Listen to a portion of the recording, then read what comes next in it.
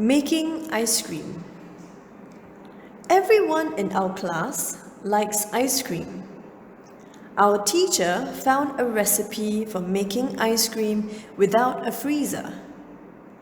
She said that if we brought the equipment, she'd bring the ingredients.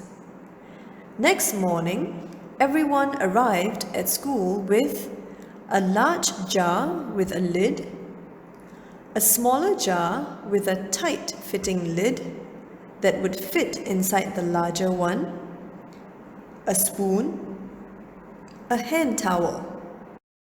The teacher brought fresh whipping cream, sugar, vanilla essence, ice cubes, and rock salt.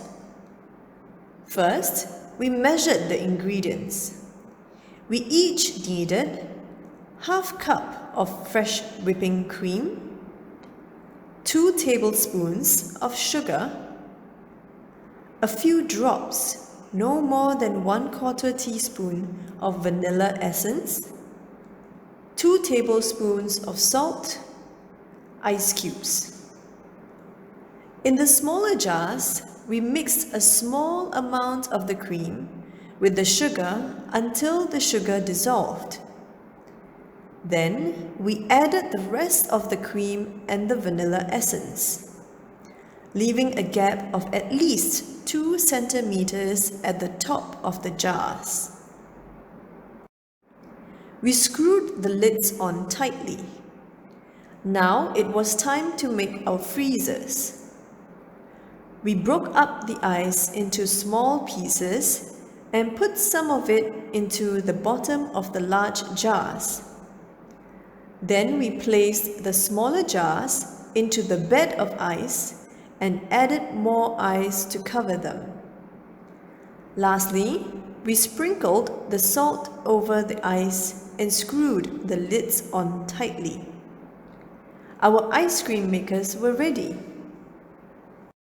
To turn our cream into ice cream, we had to roll our jars backwards and forwards for 4 minutes, then rest for 1 minute.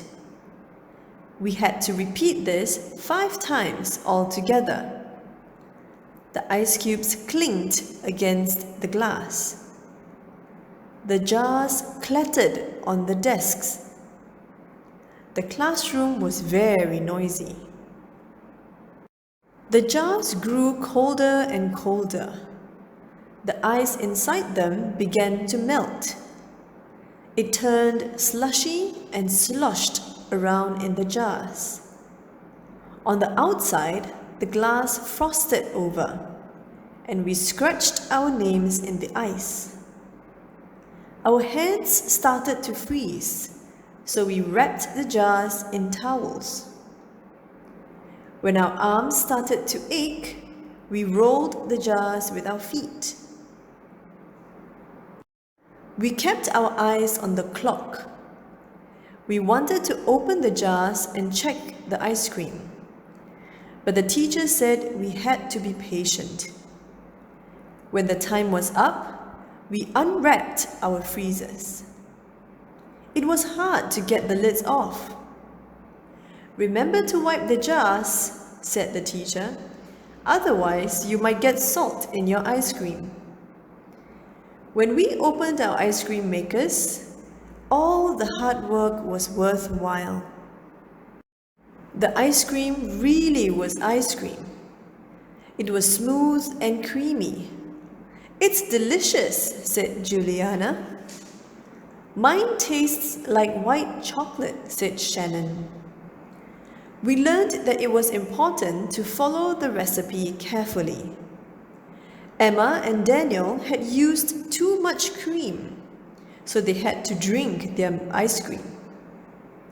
It was more like a frothy milkshake.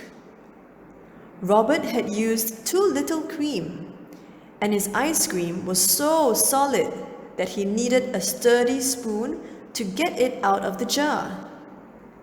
But by home time, everyone's ice cream had disappeared. Next time, we decided we'd add our favorite flavors: chocolate chip, marshmallow, strawberry, durian, or try this variation if the recipe is too rich. You could use half yogurt and half cream.